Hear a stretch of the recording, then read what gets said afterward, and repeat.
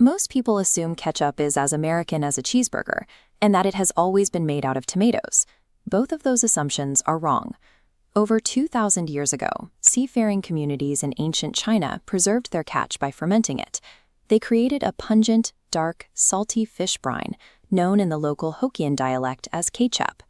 By the late 1600s, British sailors traveling through Southeast Asia tasted this intensely savory liquid and loved it. When they returned home, they tried to replicate that umami flavor using domestic ingredients, brewing dark sauces out of pickled walnuts, oysters, and mushrooms. For centuries, the word ketchup did not describe a sweet red sauce. It referred to a highly stable, shelf-ready preservation method that allowed food to survive long maritime voyages without spoiling. Tomatoes finally entered the picture in early 19th century America. Farmers began boiling down the fruit to make a new variation of the condiment. But commercial producers immediately ran into a biological lull.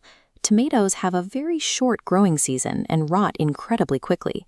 To maximize profits, early industrial canneries stopped using fresh fruit entirely.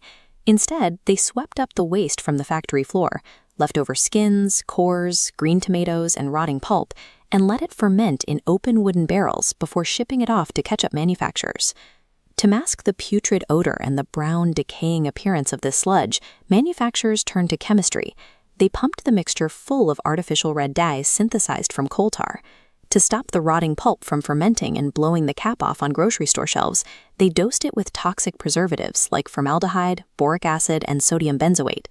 By the late 1800s, the fastest-growing condiment in the world was highly toxic, completely unregulated, and routinely making people sick.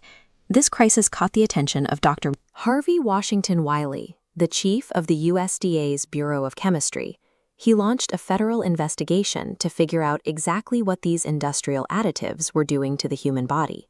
Starting in 1902, Wiley organized what became known as the Poison Squad. He recruited healthy young male volunteers to eat meals laced with measured doses of common food preservatives, like borax and formaldehyde.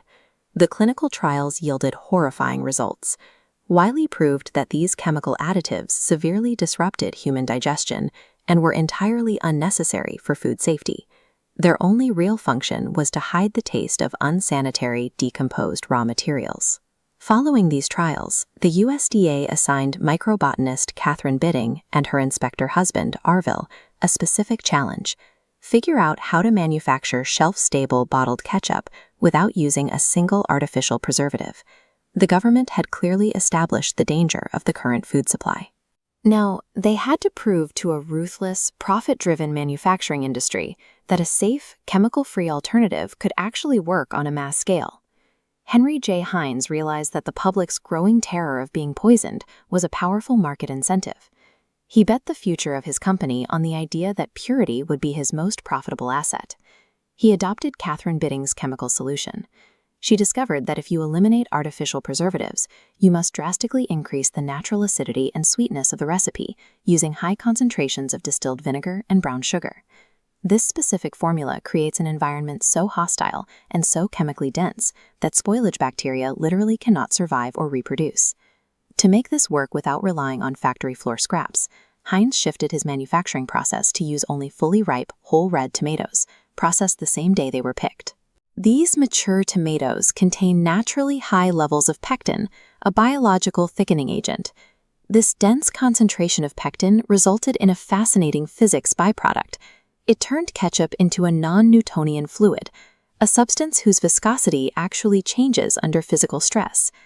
That is exactly why you have to firmly smack the glass bottle to get the thick sauce to flow. Through this collaboration, Heinz and the USDA re-engineered the molecular structure of the condiment, inventing the thick, sweet, and tart sauce we recognize today.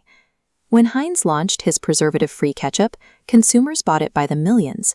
It became a staggering commercial success almost overnight. That profitability destroyed the wider food industry's primary defense. Corporations could no longer argue that toxic preservatives and coal tar dyes were an unavoidable necessity of mass production. The undeniable viability of pure ketchup handed reformers the exact political leverage they needed in Washington. It broke the corporate lobbying gridlock and pushed the monumental Pure Food and Drug Act of 1906 onto President Theodore Roosevelt's desk. The fight over a simple condiment served as ground zero for the modern consumer protection movement. It paved the way for the creation of the Food and Drug Administration, establishing the legal baseline that ensures the items in your grocery store are fit for consumption. The next time you check the ingredients on a bottle of ketchup, you are looking at the first successful standard for industrial food safety.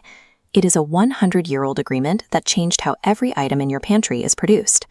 If you want to uncover more stories behind common household items, like this video and subscribe for more. Subscribe to us for more such videos.